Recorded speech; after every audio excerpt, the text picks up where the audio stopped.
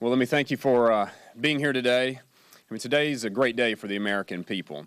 Over the last several weeks, we have all been in discussions, both House and Senate, as to how best to accomplish the goals that we all believe in. And that is, number one, keeping the government open and protecting our constituents from the harmful effects of Obamacare. We want to thank the House leadership, Speaker Boehner, Leader Kevin McCarthy, for moving forward in such a bold fashion to put this bill on the floor tomorrow, of which we're in full support of. We want to thank them for listening not only to our conferences, but also to the voices in which we represent from our districts, and that's our constituents. I expect that we'll have a very strong showing in the House tomorrow as we vote on this bill, and I encourage all our House Republicans to support the bill. But as we turn to the Senate, make no mistake, it turns to Harry Reid. And the question will be posed to him, and it's a choice he's going to have to make. Will he protect the American people from the harmful effects of Obamacare, or will he coldly force this upon them? The other question is that he's going to have to answer to the American people is, why is he willing to protect big business and special interest from the dangers of this health care law and yet not protect the hardworking families of America? We have made our choice, and we're making it clear today. We are here to protect the American people. Now the question turns to Harry Reid. What will Harry do? Now I'd like to turn over to Senator from Utah. Thanks, sir. Yesterday was a great day. It was a day of victory for the many, many millions of Americans who have been speaking with a sustained voice over the last 2 months on this issue. I want to thank and congratulate Speaker Boehner for making the courageous decision to stand with my friend Representative Graves and my other House colleagues who are up here with me today, and most importantly for standing with the American people to bring forward this legislation that will keep government funded, keep everything in government funded while defunding Obamacare. This is an important step. It's one supported by the American people. According to one recent poll, some 56% of Americans believe that Congress should pass a continuing resolution that funds government while defunding Obamacare. We look forward to the passage of this resolution, and once that happens, we look forward to that resolution coming over to the Senate, where we demand, we expect, we hope to have an up or down vote so that the people's elected representatives in that body can have an opportunity to weigh in on whether or not they're willing to protect the American people, both from a shutdown and from the undue, risky consequences of this unwise health care legislation. Thank you. Jim. Everyone knows this law is not ready. You know, just listen to Republicans. You listen to Democrats. Max Baucus called it a train wreck. Howard Dean said it's going to lead to rationing of care. James Hoffa said it's fundamentally going to change the 40-hour work week, going to hurt working Americans. Everyone, including the president. The president knows this law is not ready. That's why he delayed it for big business, said you don't have to comply with the employer mandate. Chicago Tribune, the president's hometown newspaper, endorsed him twice, said in their editorial 3 weeks ago, delay the entire law. So everyone knows this thing is not ready. Frankly, I don't think it'll ever be ready. So let's just do what the American people expect us to do. Let's fund our government, and let's delay a bill, delay a law that's not ready. That's bad for the country. Simple as that. And so I just want to commend my colleague, Tom Graves, for the work he's done, and the rest of the folks up here. And frankly, our leadership for understanding, look, we want to stay on the side of the American people, do what's best for this country, and fund our government, and make sure this law doesn't happen. 2 months ago, conventional wisdom in Washington said this day was impossible. And yet I want to commend Boehner, the American people, and for leading. For the House of Representatives to stand up and vote to defund Obamacare is a tremendous victory to the American people. And ultimately, that is where this battle will be resolved. In just a matter of weeks, over 1.4 million Americans have signed a national petition to defund Obamacare because it's the biggest job killer in this country, and it is hurting Americans, millions of Americans who are losing their jobs, who are forcibly being pushed into part-time work, 29 hours a week, who are seeing skyrocketing health insurance premiums, and who are losing their health insurance. Obamacare isn't working. With the House of Representatives' historic leadership, the ball now moves to the Senate and to Harry Reid. This is a moment for Republicans to unite, for every Senate Republican to stand shoulder to shoulder with the gentleman here and the Republicans in the House who have been courageous doing the right thing. And this is a moment ultimately for Harry Reid and the Democrats to decide for whom is it they work. In my view, every elected official should listen to the American people, and the American people are united. Obamacare isn't working. It's killing jobs. And the people who are hurt the most by Obamacare are the most vulnerable among us: young people, Hispanics, African Americans, single moms. They're the ones losing their jobs. They're the ones being pushed into 29 hours a week. And so today is a day to celebrate the historic leadership of the House of Representatives, and today is a day to continue to get ready to move forward for every elected official in Washington to listen to the American people. Many of you today will be writing about what happens here in Washington, D.C., but the real story is about what is happening back on Main Street in our districts. That's the real story. Town hall after town hall, I heard real stories about jobs that were lost, health care coverage that was promised but now is not being delivered. And yet what we see is that we focus on the fight here when the fight really is about working with the hardworking American taxpayers back home. You know, the president has talked that this is a bill that just needs a little bit of tweaking, as if it were an app on an iPhone.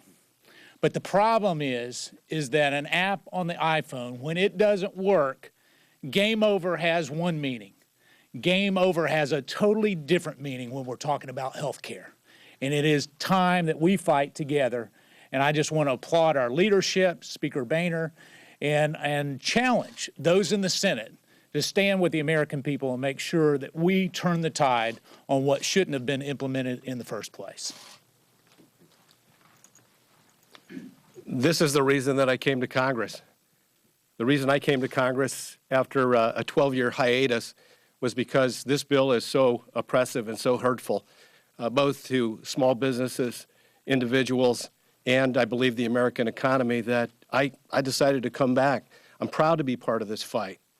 What's more, I'm really proud of my Republican leadership. I'm proud of the Speaker for standing up and for listening to the American people. I think it's wonderful. This really, I don't know that it's Democrats against Republicans. Sometimes I think it's more Washington establishment against Main Street Americans. And I think that ultimately Main Street America has to win. One other thing I'd like to just comment on, the president knows, he knows that this law isn't ready for prime time. That's why he has postponed 41 out of 82 of the provisions of Obamacare. They've either postponed them, changed them, or altered them. Everybody in this town knows that it's not ready for prime time. The exchanges are supposed to open on October 1st, and none of them are ready. In Arizona, we're several months away. And one of our community college districts in Arizona, the Maricopa Community College District, the largest one, has already reclassified 1,300 full-time employees to part-time status. This is bad stuff, and we have to do everything we can to halt it, stop it, and I hope that the President and Harry Reid care more about the American people and keeping government open as we do than their stubborn political pride. And that's all this is about.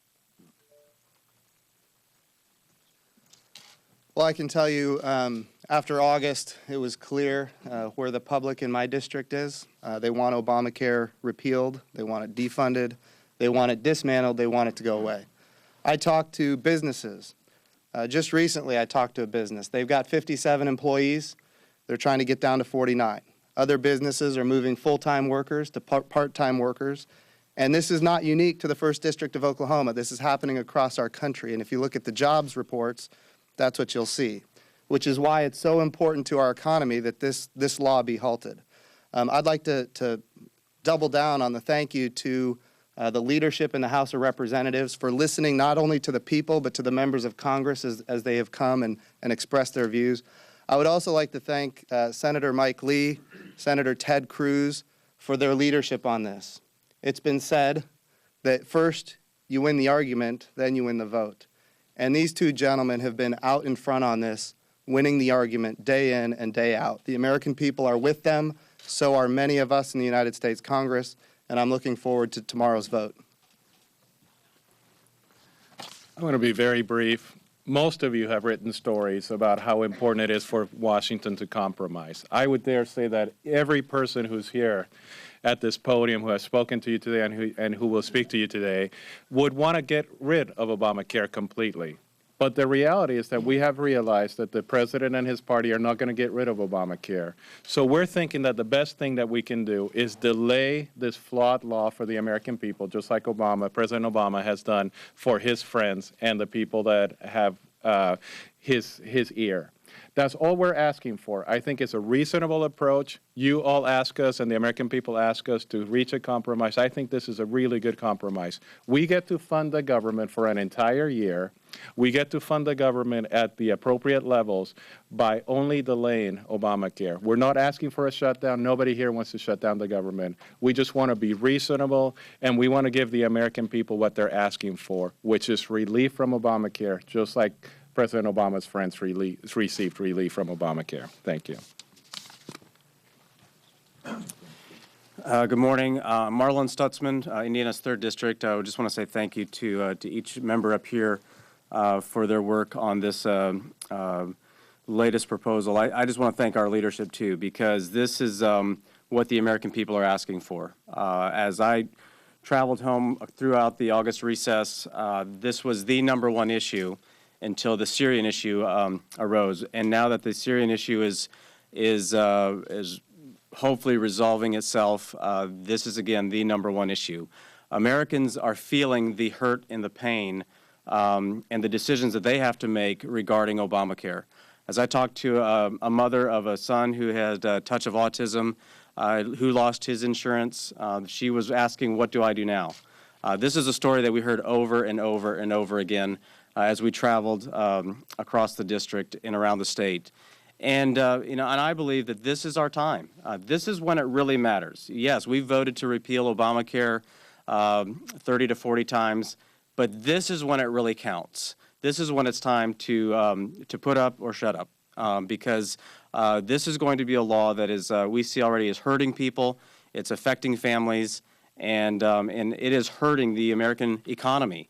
And I think that I appreciate our leadership being willing to put this on the floor for a vote. Let's get it over to the Senate. Let's let our Senate colleagues have this fight.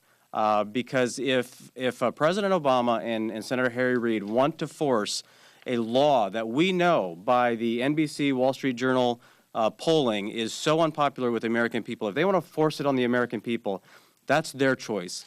But as for us, we're going to stand with the American people. And I know that's why we're on the right side today, because the American people are with us. Thank you very much for being here. Well, to me, this is just about fairness. On July 3rd, the president unilaterally delayed the employer mandate for big businesses. In August, the president and the administration through OPM cut a special deal for members of Congress. And even though we had some news on Friday about labor unions, I would bet my bottom dollar that at some point the administration will cut a special deal for unions. And so what you have is a situation in which the harmful effects are imposed on society. Those who have political connections to the administration or the corridors of power in Washington relieve those burdens from themselves and leaving the rest of the American people holding the bag. And so we have the power of the purse in Congress. If we can't use it for this basic principle of fairness, then I don't know what good the power of the purse is. Senator Cruz, just yesterday, a senior House Republican aide said it's disappointing to see that Wendy Davis has more guts than Ted Cruz. Now, he used a different word than guts, but other Republicans have called you a phony and a joke. How do you respond to them? Well, I'm always impressed with the courage of anonymous congressional aides. You know, it is very easy in Washington to make this about personalities, to make this about people. This is not about any of us. This is about the American people. This is about the people who are struggling because they can't find a job. This is about the people who are having their hours forcibly reduced to 29 hours a week and they can't feed their kids on 29 hours a week.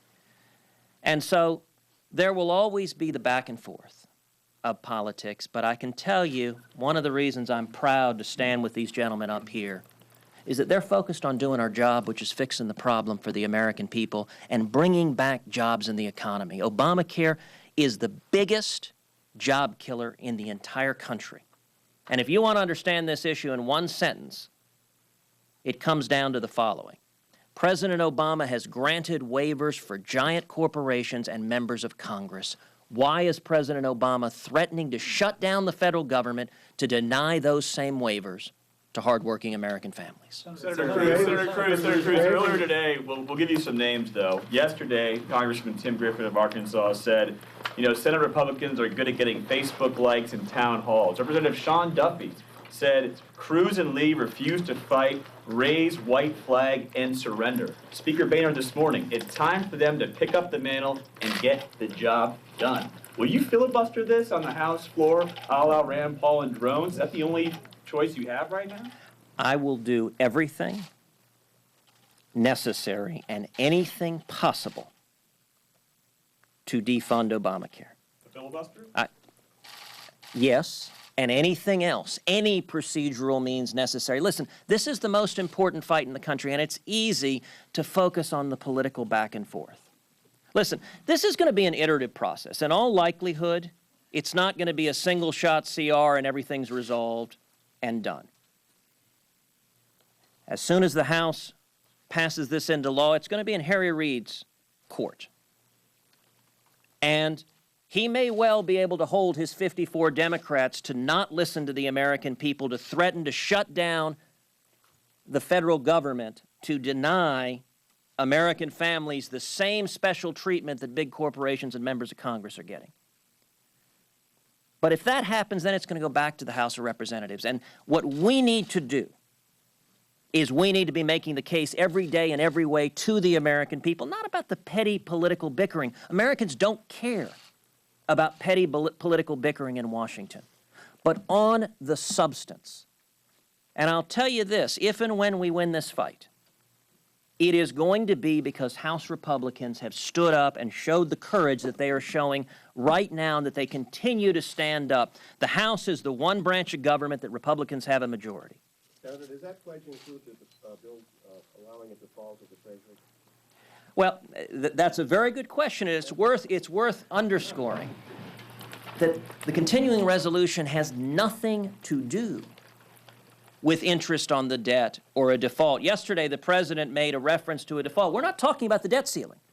Well, the second bill the House is going to pass will allow the debt limit to rise. And so I'm asking, is the pledge to filibuster the CR also a pledge to filibuster the second bill if it would defund Obamacare? What I have said from day one, what Mike Lee has said from day one, what the gentlemen up here have said from day one is that we will not support a continuing resolution that funds Obamacare. This is a fight over the continuing resolution. And, I thought it was unfortunate that in the president's comments yesterday, he tried to distract with an issue of the debt ceiling when this is about the continuing resolution, and this is about Congress using the constitutional power of the purse to rein in an overreaching executive and to stand up for the American people, to stand up and say, look, even among those who thought this law might work, we now know it isn't. That's why you've got the labor unions running for the hills, because we're seeing in practice that the stated good intentions of Obamacare aren't working, and the losers are the American people. And we need to focus on the substance of this policy, on bringing back economic growth, bringing back jobs, and expanding opportunity for those struggling to achieve the American dream. Go ahead, Chad. And thanks again for this morning. The question is, there was a lot of back and forth that has been alluded to here about what the Senate Republicans might or might do here. Can you characterize what House Republicans, why they were nervous, why there was this tension between the two sides, and has that been resolved to your satisfaction? I would hope that today you see unity from the House Republicans and the Senate Republicans. We are unified behind funding the government and stopping the harmful effects of Obamacare, 100% unified behind that. Clearly, there's differences in strategies, and there's a lot of different personalities, as the senator alluded to. But we are focused. We have 11 days to be laser-like focused on accomplishing this objective, and we will not be distracted. So we will continue pushing forward. But what was said, what was specific, and I guess this was in Senator Cruz's statement last night, what was said in that lit a fire under House Republicans, and how was this resolved so that you're all here today and everybody's, singing Kumbaya? What happened? I mean, what happened? I mean, we are unified behind those objectives. There's never been a doubt. What happened? You need to ask them. I thought the senator addressed it very well. And as to those who sent out their tweets, I'd recommend that you comment or have comments for them. Can you speak at the microphone, Mr. Yeah. What happened, and you know what happened, is there wasn't 218 votes for the other proposals brought forward. This is something that I believe you're going to see a strong majority for. And frankly, maybe even you'll see some Democrats. I mean, we had 35 Democrats vote with us to delay the employer mandate. We had 22 vote with us to delay the individual mandate. So as I said, Democrats understand how harmful this bill is. Simple truth is there weren't the votes for the alternative, and this is where the votes are. A little more clarity if we can on exactly what. Just for a second. Yes, Chris, thank you. I was wondering if you could say, after it ping-ponged from the Senate back to the House, do you believe that Speaker Boehner should abide by the Hastert rule in this if this comes around a second time and only have a majority of Republican votes? I see some shaking heads. A sign of hands, maybe? Well, that's clearly a question for the Speaker, something that he's been very, I think, very forthright with, and how he is going to operate the House. So, I mean, I heard that question asked to him earlier today, and I imagine he was standing right here. And so I guess you weren't satisfied with his response then, I'm wondering if you're going to hold him accountable for that. I mean, if you believe that he should abide by a Hastert rule. You said yes. Yes. I mean, that's what he's clearly stated in the past. And I saw yesterday, and I think our colleagues from the House could share this as well, a resolve in the Speaker of the House that was very reminiscent of his early days of being in the House. He is totally committed to keeping the government open and protecting American families from the hardships of Obamacare.